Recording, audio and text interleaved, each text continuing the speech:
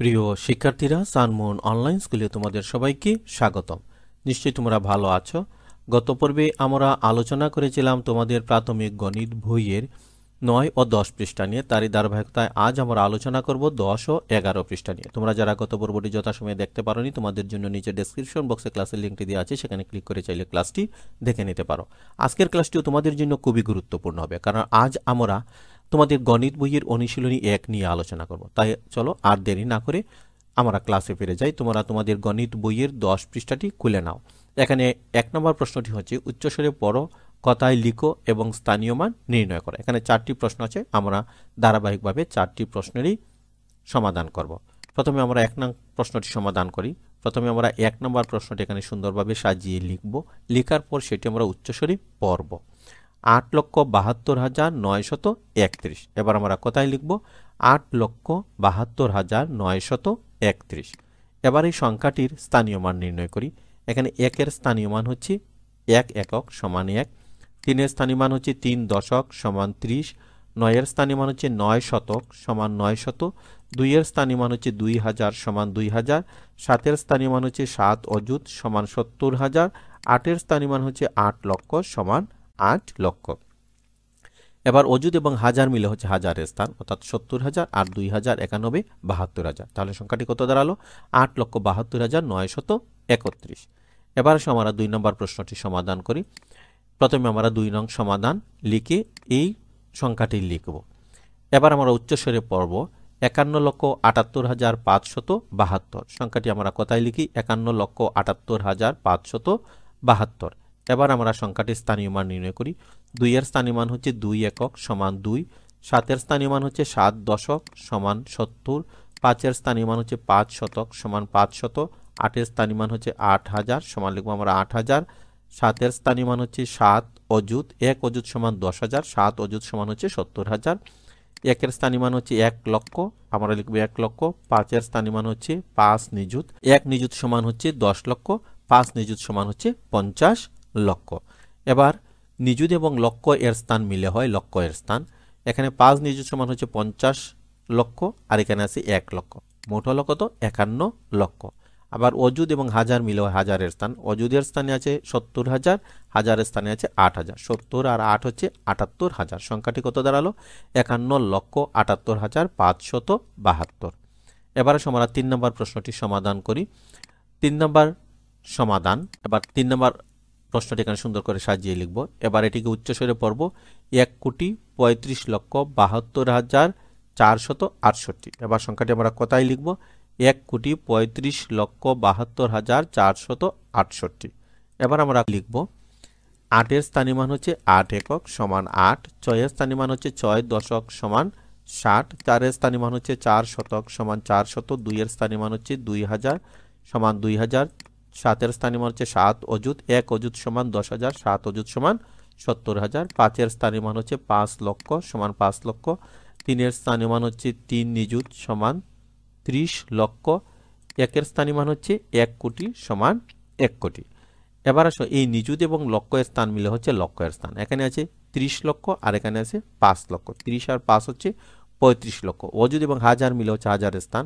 70,000 এবং 2,000 হচ্ছে 72,000। এবার সংখ্যাটি কত দাঁড়ালো?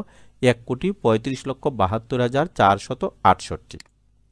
এবার আসো 4 নম্বর প্রশ্নটি আমরা সমাধান করি। প্রথমে আমরা এখানে 4 নম্বর অঙ্কটি সাজিয়ে লিখব। এবার আমরা উচ্চস্বরে পড়ি। 10,10,101। আমরা কথায় লিখব 10,10,101। এবার এই সংখ্যাটি আমরা স্থানীয় মান নির্ণয় করব। 1 এর স্থানীয় মান হচ্ছে 1 একক সমান 1, এই 0 এর স্থানীয় মান হচ্ছে 0 দশক সমান আমরা লিখব 0, 1 এর স্থানীয় মান হচ্ছে 1 শতক সমান 1 শত, এই 0 এর স্থানীয় মান হচ্ছে 0,000 সমান আমরা লিখব 0। এবার এই 1 এর স্থানীয় মান হচ্ছে 1 অযুত, 1 অযুত সমান হচ্ছে 10,000, এই 0 এর স্থানীয় মান হচ্ছে 0 লক্ষ, তাই লক্ষের জায়গায় আমরা 0 দেব। এই 1 এর স্থানীয় মান হচ্ছে 1 নিযুত, 1 নিযুত সমান আমরা জানি 10 লক্ষ। নিযুত এবং লক্ষ মিলে হয় লক্ষ এর স্থান, তাই এখানে হবে 10 লক্ষ। অযুত এবং হাজার মিলে হবে হাজারের স্থান। 1 অযুত সমান 10,000, হাজারের স্থান হচ্ছে 0, তাই এখানে হবে 10,000। সংখ্যাটি কত দাঁড়ালো? 10,10,101। এবার ছোট্ট বন্ধুরা, তোমরা 2 নম্বর অঙ্কটি লক্ষ্য করো। সংখ্যাগুলো অঙ্কে ও কথায় লেখো। প্রথম অঙ্কটি হচ্ছে 45,000 দিয়ে তৈরি সংখ্যা। আমরা এটিকে অঙ্কে লিখব 45,000, অর্থাৎ 45 দিয়ে 3টি শূন্য দেব, তারপর কথায় লিখব 45,000। 2 নম্বর প্রশ্নটি হচ্ছে 100 লক্ষ দিয়ে তৈরি সংখ্যা। আমরা অঙ্কে লিখব 100 লক্ষ। 100 লক্ষ সমান কত? 1 কোটি। একক, দশক, শতক, হাজার, অযুত, লক্ষ, নিযুত, কোটি। আমরা কথায় লিখব 1 কোটি। এবার 3 নম্বর অঙ্কটি হচ্ছে 1000 হাজার দিয়ে তৈরি সংখ্যা। আমরা অঙ্কে লিখব 1000, তারপর হাজারের 3টি শূন্য দেব। 1000 হাজার দিয়ে তৈরি সংখ্যা কত হয়? একক, দশক, শতক, হাজার, অযুত, লক্ষ, অর্থাৎ 10 লক্ষ। আমরা কথায় লিখব 10 লক্ষ। 127,000 দিয়ে তৈরি সংখ্যা। আমরা অঙ্কে লিখব 127 দিয়ে হাজারের 3টি শূন্য দেব। এবার সংখ্যাটি কত দাঁড়ালো? 1,27,000। এবার 5 নম্বর অঙ্কটি হচ্ছে 10,10,000 10,10 দিয়ে তৈরি সংখ্যা। এটি কিন্তু আমরা এভাবেই লিখতে পারবো না, এই জন্য আমরা এই পদ্ধতিটি অবলম্বন করব। প্রথমে আছে 10 লক্ষ, আমরা লিখব, তার নিচে লিখব 10,000, তার নিচে লিখব আমরা 10,000, 10,000 সমান 1,000, তার নিচে লিখব আমরা 10। এবার আমরা যোগ করলেই সংখ্যাটি পেয়ে যাব। এখানে সব শূন্য যোগ করলে আমরা পাই 0, এখানে 1, এখানে 0, এখানে 1, এখানেও 1, এখানে 0, এখানে 1। তাহলে সংখ্যাটি কত দাঁড়ালো? 10,11,010। এবার আমরা অঙ্কে লিখব 10,11,010। কথায় লিখব 10,11,010। এবার ছোট্ট বন্ধুরা, তোমরা তোমাদের বইয়ের 3 নম্বর অঙ্কটি লক্ষ্য করো। সংখ্যাগুলো উচ্চস্বরে পড়ো ও নিচের উদাহরণটি অনুসরণ করে সঠিক স্থানে সংখ্যা বসাও। এই যে একটি উদাহরণ তোমাদের জন্য কিন্তু করে দেয়া আছে। তো সংখ্যাটি তোমরা প্রথমে উচ্চস্বরে পড়বে 48,639, এবং তারপর কি সঠিক স্থানে সংখ্যা তোমরা বসাবে। এই যে তোমাদের বোঝার সুবিধার জন্য এই অঙ্কটি সঠিক স্থানে কিন্তু সংখ্যা বসানো আছে, তোমরা একটু খেয়াল করলেই বুঝবে। এবার তোমরা 1 নম্বর অঙ্কটি লক্ষ্য করো। এই সংখ্যাটি আমরা প্রথমে উচ্চস্বরে পড়ব 4,02,537। 4,02,537। এবার এই অঙ্কগুলো আমরা নির্দিষ্ট স্থানে অর্থাৎ সঠিক স্থানে বসাবো। প্রথমে 7 হচ্ছে একক স্থানের অঙ্ক, তাই আমরা একক স্থানে লিখব 7। 3 হচ্ছে দশক স্থানের অঙ্ক, তাই আমরা দশক স্থানে লিখব 3। এই 5 লিখব আমরা শতক স্থানে, 2 লিখব আমরা হাজারের স্থানে, এই 0 লিখব আমরা অযুতের স্থানে, 4 লিখব আমরা লক্ষের স্থানে। এবার 2 নম্বর অঙ্কটি তোমরা উচ্চস্বরে পড়বে এবং সঠিক স্থানে সংখ্যা বসাবে। সংখ্যাটি কত? একক, দশক, শতক, হাজার, অযুত, লক্ষ, নিযুত, অর্থাৎ 70,80,399। 70,80,399।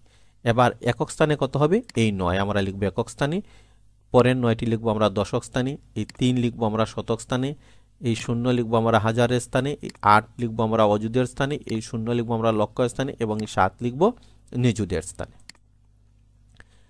এবার 4 নম্বর অঙ্কটি তোমরা লক্ষ্য করো। সঠিক স্থানে কমা বসাও। এখানে 3টি অঙ্ক আছে, এই 3টি অঙ্কর সঠিক স্থানে আমরা কমা বসাবো। কমা কিভাবে বসাতে হয় তোমরা পূর্বের আমাদের ক্লাসে দেখেছো, শিখেছো এবং বুঝেছো, তাই নিশ্চয়ই তোমরা কমা বসাতে পারবে। তারপরও আমি তোমাদের দেখিয়ে দিচ্ছি। প্রথমে আমরা এই সংখ্যাটি সমান দিয়ে নিচে লিখব। প্রথমে আমরা 3টি অঙ্ক পূর্বে কমা বসাবো, অর্থাৎ একক, দশক, শতক স্থানের পূর্বে, তারপর প্রতি 2 ঘর পূর্বে পূর্বে, অর্থাৎ 1, 2, অর্থাৎ হাজার, অযুত, লক্ষের পরে এবং অযুতের পূর্বে, তারপরে হবে আরো 2টি ঘর পূর্বে, অর্থাৎ কোটির পরে। এবার 2 নম্বর অঙ্কটি আমরা সমান দিয়ে ভাবে লিখব। লিখার পরে 3 ঘর পরে কমা দিব, তারপর আরো 2 ঘর পূর্বে কমা দিব। এবার 3 নম্বর অঙ্কটি আমরা সমান দিয়ে ভাবে লিখব। প্রথমে আমরা 3টি অঙ্ক পূর্বে কমা দিব, তারপর 2টি অঙ্ক পূর্বে, তারপর আরো 2টি অঙ্ক পূর্বে কমা দিব। তোমরা এভাবে কমা বসিয়ে নেবে। এবার আসো 5 নম্বরের 1 নম্বর, ক থেকে গ স্থানে সংখ্যা বসাও। এই যে তোমরা একটি স্কেল দেখতে পাচ্ছ, এই স্কেলের বিভিন্ন দাগ কাটা আছে। প্রথমে তোমাদেরকে বের করতে হবে কি প্রতি দাগের দূরত্ব সমান কত। এই ক্ষেত্রে স্কেলের প্রতিটি দাগের দূরত্ব হচ্ছে 100। সেটা কিভাবে দেখো, এই যে এই দাগের দূরত্ব হচ্ছে কত? 1000, আর এই দাগের দূরত্ব কত 2000, মাঝখানে দাগ কতটি আছে 10টি। 1000 থেকে 2000-এর পার্থক্য হচ্ছে 1000, আর এখানে দাগ আছে কতটি 10টি, তাহলে প্রতি দাগের দূরত্ব কত 100। এবার ক 1000 থেকে 5 দাগ দূরে, এই যে ক স্থানটি আছে এটি 1000 থেকে 1 2 3 4 5 দাগ দূরে, তাই এই ক স্থানে নির্দেশিত সংখ্যাটি কত হবে?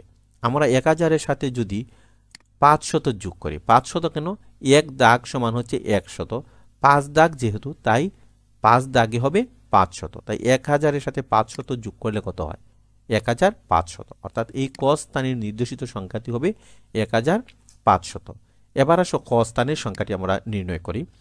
ক হচ্ছে 2000 থেকে 10 দাগ দূরে, এই যে 2000-এর যে অঙ্কটি আছে বা সংখ্যাটি আছে এই সংখ্যা থেকে ক এর অবস্থান হচ্ছে 10 দাগ দূরে, প্রতি দাগের দূরত্ব কত 100, তাহলে 10 দাগ দূরে যদি হয় অর্থাৎ 2000-এর সাথে যদি আমরা 10 দাগের জন্য 100 বা 1000 যোগ করি তাহলে সংখ্যাটি কত দাঁড়ায় 3000, তাহলে এখানে সংখ্যাটি হবে 3000। এবার আসো গ স্থানে নির্দেশিত সংখ্যাটি কত হবে।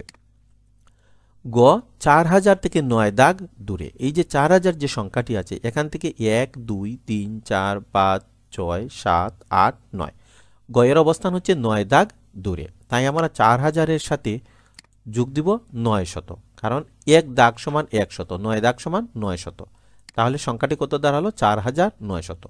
এই গ এর স্থানের সংখ্যাটি হবে 4900। এবার আমরা 5-এর 2 নম্বর অঙ্কটি দেখি। ক থেকে গ স্থানের সংখ্যা বসাও, এই যে ক খ গ গ এই 4টি স্থানের সংখ্যা আমাদেরকে বসাতে হবে।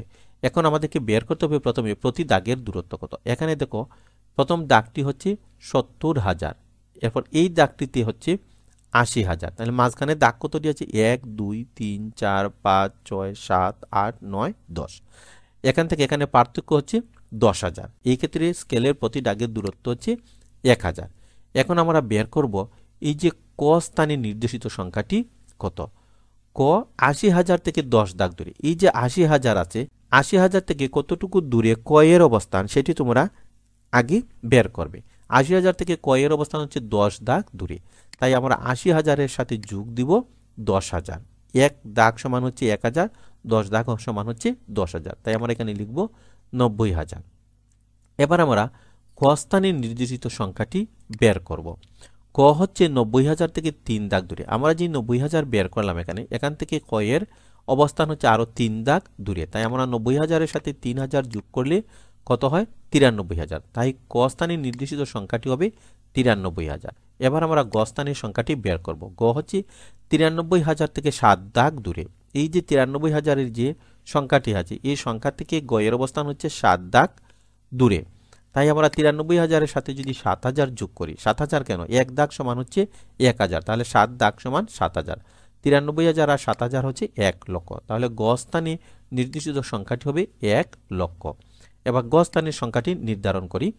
গ হচ্ছে 1 লক্ষ থেকে 7 দাগ দূরে, এই যে 1 লক্ষ যে সংখ্যাটি আছে এই সংখ্যাটি থেকে 7 দাগ দূরে ঘ এর অবস্থান, তাই 1 লক্ষ-এর সাথে যদি আমরা 7000 যোগ করি তাহলে হয় 1,07,000, অর্থাৎ গ স্থানে যে সংখ্যাটি হবে সেটি হবে 1,07,000। ছোট্ট বন্ধুরা এবার আসো বারের কাজ।